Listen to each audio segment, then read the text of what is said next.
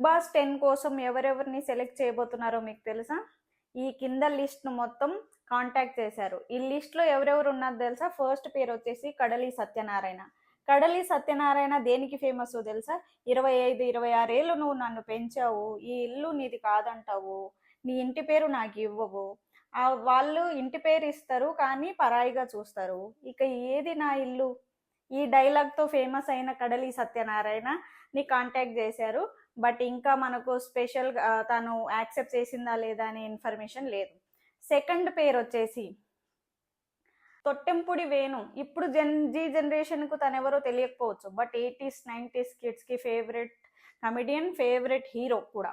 తను 'స్వయంవరం', 'చిరునవ్వుతో', 'హనుమాన్ జంక్షన్' లాంటి బిగ్ బ్లాక్ బస్టర్ సినిమాస్ తీశాడు. తన అసలు తనలో యాక్చువల్‌గా చాలా మంచి ఎంటర్‌టైనర్ తను. తనొస్తే 'బిగ్ బాస్' చాలా బావుంటుంది. అయితే తను ఫేమస్ అయిన సాంగ్ ఒకటుంది. 'పికాసో చిత్రమా' ఈ సాంగ్ ఎవరెవరు విన్నారు? Okay. Coming to list. Poonam Bajwa. Poonam Bajwa అనే పేరు ఎప్పుడైనా విన్నారా? మీరు చాలా చూసుంటారు. లాస్ట్ 2 ఇయర్స్ బ్యాక్ వరకు తను ట్రెండింగ్ లిస్ట్‌లో ఉండింది.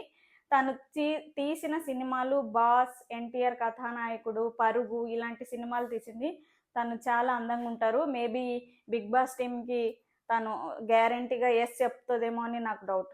అండ్ నెక్స్ట్ మనకు సీరియల్ నటులను గ్యారంటీగా సెలెక్ట్ చేస్తారు కదా బిగ్ బాస్‌లో. వాళ్ళు ఎవరెవరు? ఈసారి వాళ్ళు కాంటాక్ట్ చేసింది కావ్యశ్రీ అండ్ తేజస్వి గౌడ. వీళ్ళిద్దరిని ఎందుకు కాంటాక్ట్ చేశారో మీకు తెలిసే ఉంటుంది. బిగ్ బాస్ 8లో నిఖిల్ ద్వారా కావ్యశ్రీ చాలా ట్రెండింగ్ అయింది.